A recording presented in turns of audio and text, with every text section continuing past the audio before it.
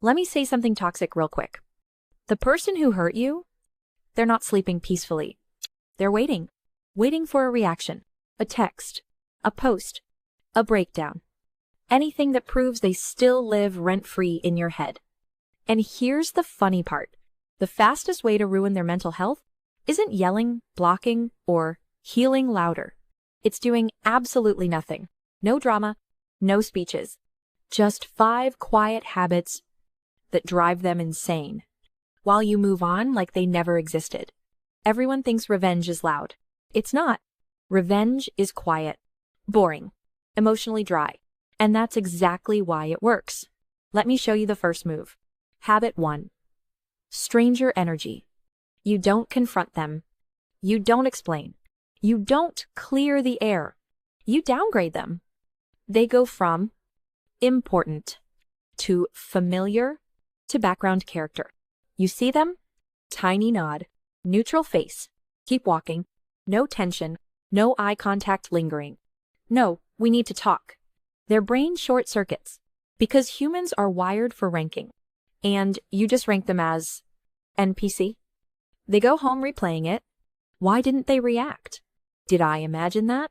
Did I lose access? Yes, you did. Anger feeds people.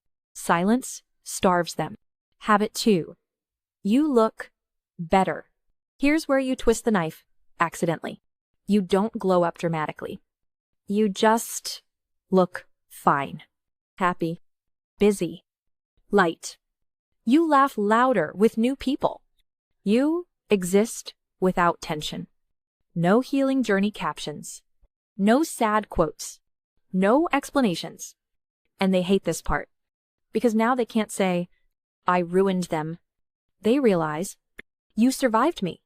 And that hurts more than guilt. Habit 3.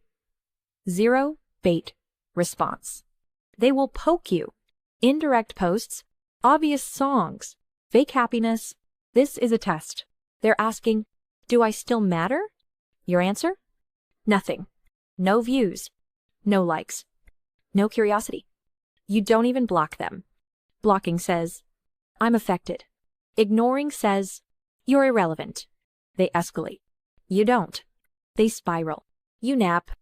If someone needs your reaction to feel powerful, they were never powerful. Habit 4. Classy, not quiet. People ask what happened. This is where most people self-sabotage. You don't trauma dump. You don't expose. You don't rant. You say, it didn't work out. I'm good now. That's it. Short, calm, uninteresting. And when that gets back to them, they panic. Because now they can't control the story. They can't paint you as unstable. They can't play victim.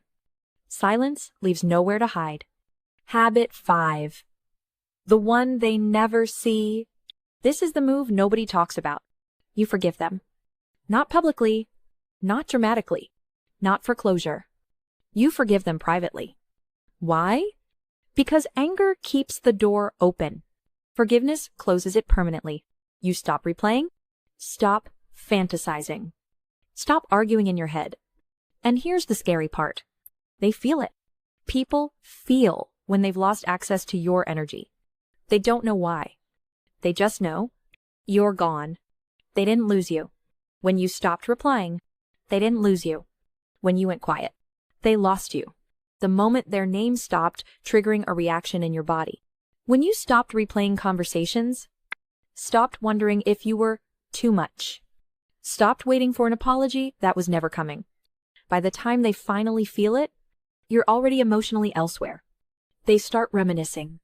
You stop remembering. They feel regret. You feel relief. They want closure. You want peace. And here's the part nobody warns them about. Once someone becomes a story you no longer feel, they never come back as anything important again. Not as a lesson. Not as a wound. Not even as a memory that stings. Just a chapter you outgrew. That's the real win. Not revenge. Not validation. Not them coming back.